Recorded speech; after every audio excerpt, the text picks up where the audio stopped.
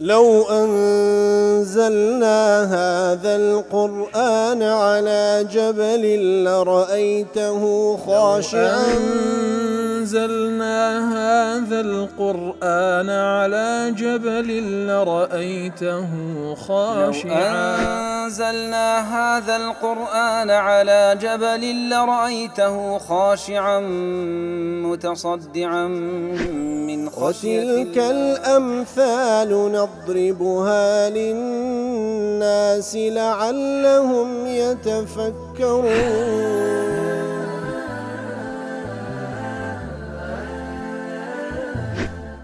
الحمد لله والصلاة والسلام على رسول الله وعلى آله وصحبه ومن والاه. السلام عليكم ورحمة الله. برزان خوش حالم لواني 1329 لواني كان تفسير قرآن بيروز بيم وخزمتان بس رزامندي رب العالمين وهوادان اوي ازي السودي لور بقرن. أعوذ بالله من الشيطان الرجيم. هو الذي يريكم البرق خوفا وطمعا وينشئ السحاب الثقال. وري خوشويستان الله تعالى لو آياتانا باسي خوي دكا سبحانه وتعالى باسي هيز ودا صلاة خوي دكا سبحانه وتعالى ديار مناسبة آياتا لقل آيات بيشوتر وكو أبي حيان دل أن الله تعالى لما خوف العباد بقوله كاتك الله تعالى آيات بيشوتر بندكاني خوي ترسان كاتك فرم وإذا أراد الله بقوم سوءا فلا مرد له لير أتبعه بما يشتمل على أمور دالة على قدرة الله تعالى وحكمته لير دا خوي جور سبحانه وتعالى باز لا أو آتدك كوا بلغية لسر قدرته دا صلاة الله تعالى وحكمة الله تعالى تشبه النعم من وجه والنقم من وجه. تماشاك بس لظاهريك دك للايك نازو نعمت تدا للايكيش ترساندنو نقمتي تدا. هو الذي يريكم البرق خوفا وطمعا أي الله هو الذي يريكم البرق.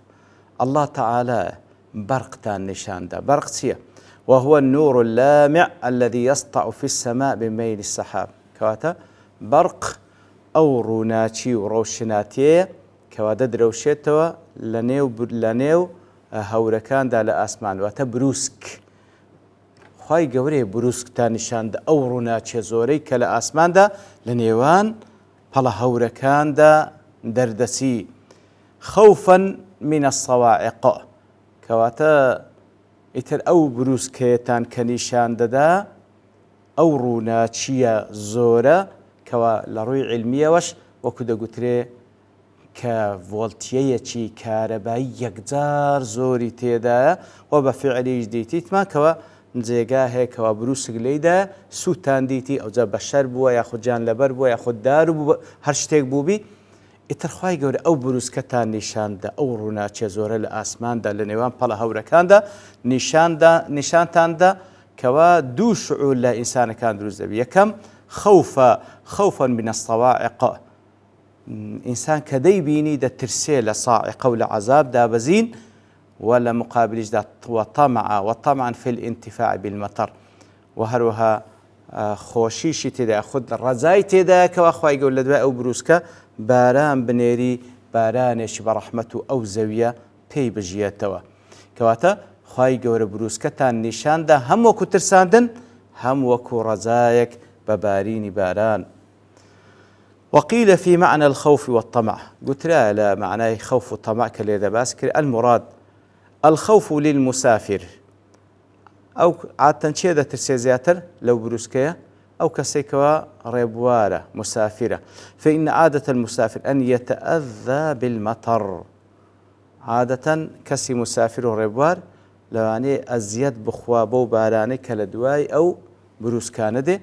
والطمع للمقيم والطمعا أو كوا رزاي خيرشة زيادة لب أو كسيكوا مقيمة نشتجيه لأن المقيم يرجو الخصب بالمطر.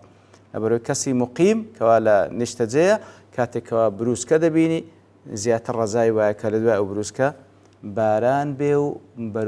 بروبومي زوي دربتي. وقيل الخوف من المطر في غير إبانه وفي غير مكانه أو هاج قترى لو إذا ترسيكوا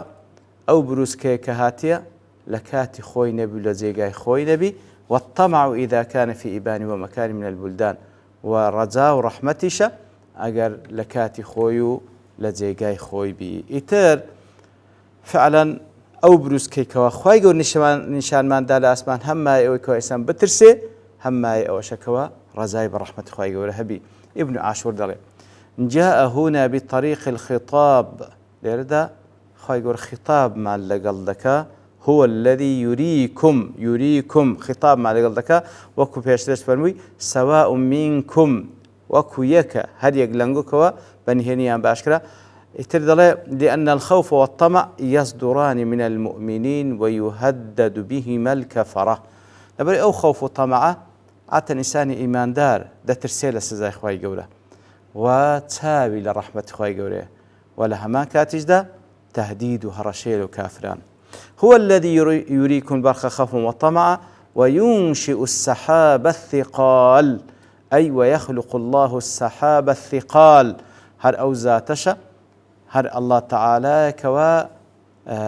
بلهوري قرز دروز دكا بتي قرصة بما يحمله من مياه كثيرة أو بلهوراني كوا آوي زوري لخوغرتيا ابن جرير دله وينشئ السحاب الثقال دفن ويثير السحاب الثقال بالمطر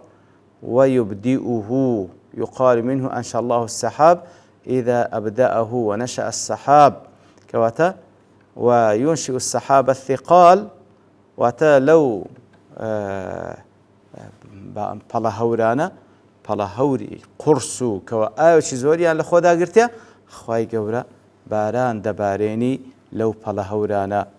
وهو ابن عاشور دل السحاب يكون ثقيلا بمقدار ما في خلال من البخار بلهور هند قرصة بوي كوات هند بخاري آيو لخودا قرتيا وعلامة ثقله قربه من الأرض وبطء تنقله بالرياح بچی دیاره او بلهور آو چیزوی لخودا قرتيا نزيق دبتو لسروي زي قرصة دابزيا وهروها حركة زور بطيئة بو بايكوا ديبا وديها جوال بروي قرصة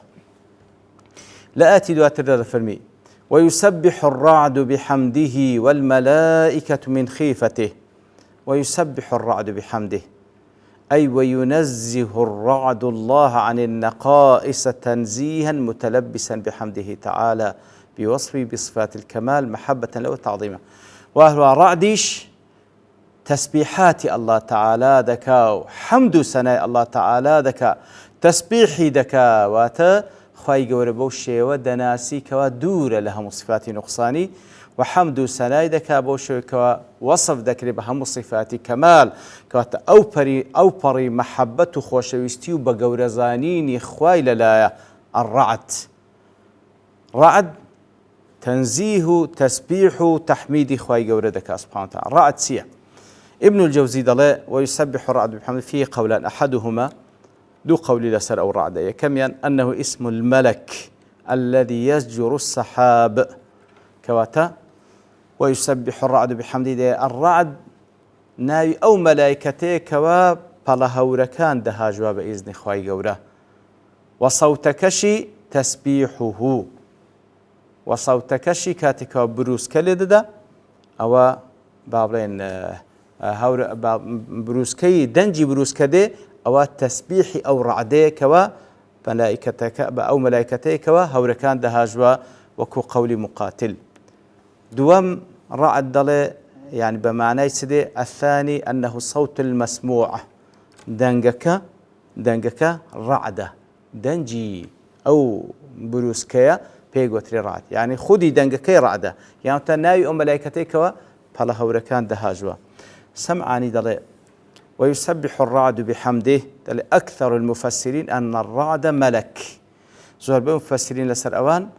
كوا خواي قور كباس لو رعدك كتسبيح وتحميد خواي قور ذكا الرعد ملائكته والمسموع من الصوت تسبيحه أو كوا دشي بستين لدنجي هور بروسكا أو تسبيحي أو ملائكته كوا رعدة وهذا مروي عن النبي صلى الله عليه وسلم حين سأله اليهود عن الرعد أوش روادك البيان صلى الله عليه وسلم كاتك وجولك برسالة كندر بالرعد وذكر فيه يتلا حتى كذا بازك أن الصوت هو زجره للسحاب دنجا كشي بريتيلها بو دنجي كوا بلاهوركان دهاجوا وقد حكي هذا عن ابن عباس وعلي ومجاهد وسعيد بن جبير والحسن. وقال الحربي لغريب حديث دادله قوله الرعد ملك هو عند الصحابة، الرعد ملك عند الصحابة علي وابن عباس وعبد الله بن عمرو وأبي هريرة، وكذا قال التابعون مجاهد وعكرمة وأبو صالح الضحاك وعطية والحسن ومحمد بن قيس والسدي. كواتا همو أوان الأصحاب التابعين ندلين رعد ملائكته والله أعلم. وقال ابن عبد البر لاستذكار دل جمهور أهل العلم من أهل الفقه والحديث يقولون الرعد ملك يزجر السحاب. كواتا أويج دل زوريني أهل العلم لأهل فقه وحديث دلين ويسبح الرعد دلين أو الرعد ملائكتك كوا بلهوركان دهاجوا. وقد يجوز أن يكون زجره لها تسبيحا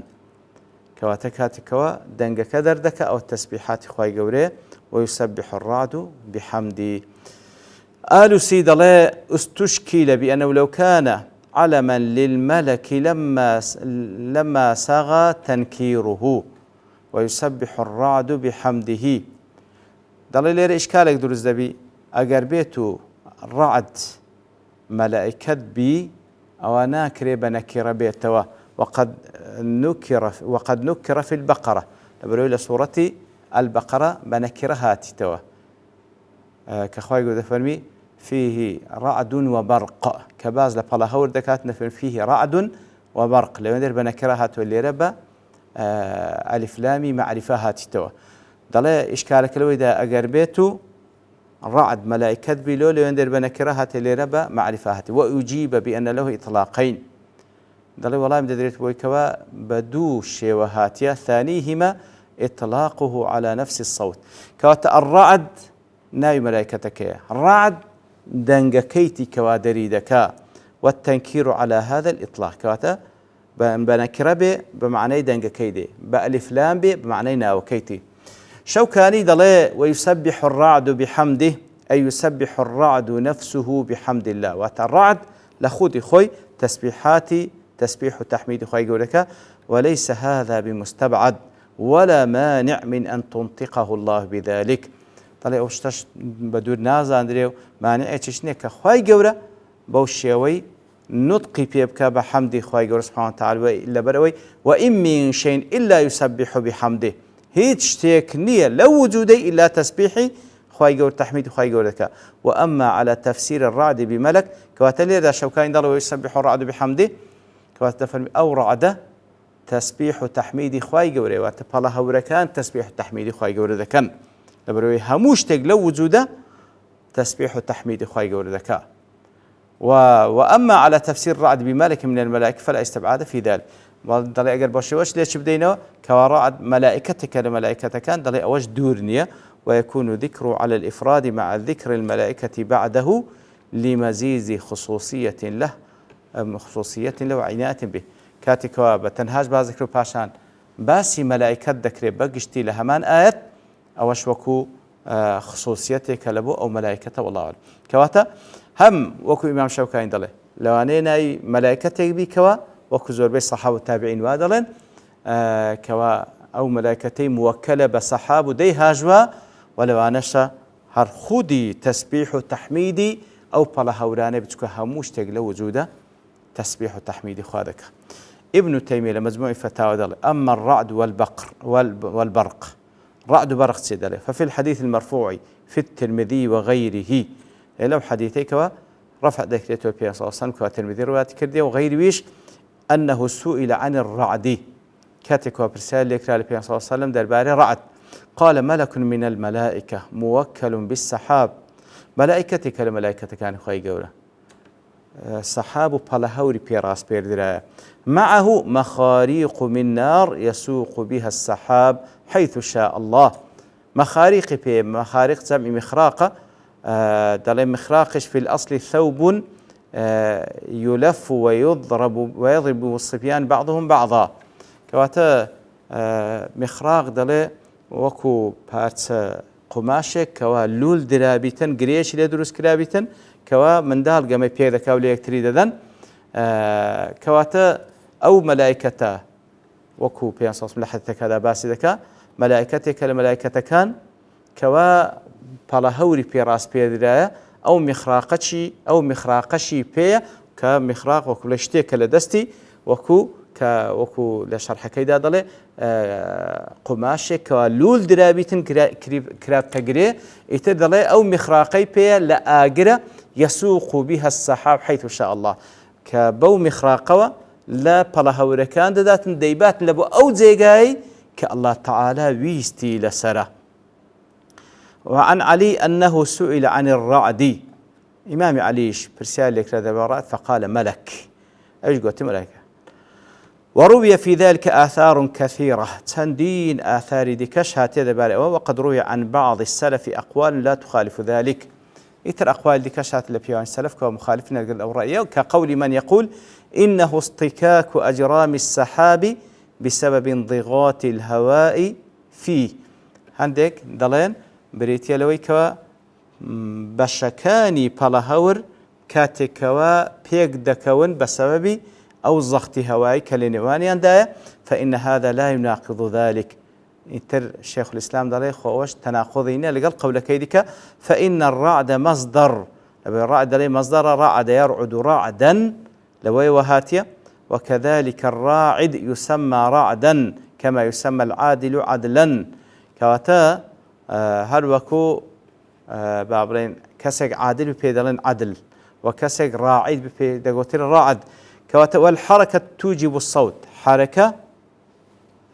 تيلي بيدا دبي صوت دنجلي بيدا والملائكة هي التي تحرك السحاب وتنقل من مكان إلى مكان شكل وجداني ملائكة كوا حركة بلاهور دكان لزيقاق لبو زيقاق دبن وكل حركة في العالم العلوي والسفلي فهي عن ملائكة هر حركة لا أسمان ولا زيورو بدا هموي بفعل ملائكتك أخوي جورة فرماني في كردية وصوت الإنسان هو استكاك أجرام الذي هو شفتاه ولسان وأسنان ولهاته وحلقه يتدي أو صوتك إنسان جدار ذكاء لنيوان أو حركة لنيوان مليوكاني ودداني وهروها زماني ويتر بوشيوية لنيوان بيكوتني أو همشتا أو دنقدرتي ومع ذلك يكون مسبحا للرب يتر أو إنسانش فعلا لنتيجة أو همو حركة كارودة تصوت قدرتي تسبيح إخوائي قولي ذكا فرمان بسا كذا وريقا الأخراب فالرعد إذن صوت يزجر السحاب كوا ترعد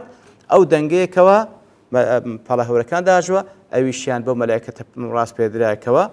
ناوي الرعد والله أعلم ديارش تتريج معك لا أتكباسي بكين لبرتوابون كاد دوستين ببشتوان الله تعالى لواني داهدو دينو وخزمتي وصلى الله وسلم على نبينا محمد وعلى آله وصحبه أجمعين وآخر دعوانا الحمد لله رب العالمين. لو أنزلنا هذا القرآن على جبل لرأيته خاشعا أنزلنا هذا القرآن على جبل لرأيته خاشعا أنزلنا هذا القرآن على جبل لرأيته خاشعا متصدعا من وتلك الأمثال نضربها للناس لعلهم يتفكرون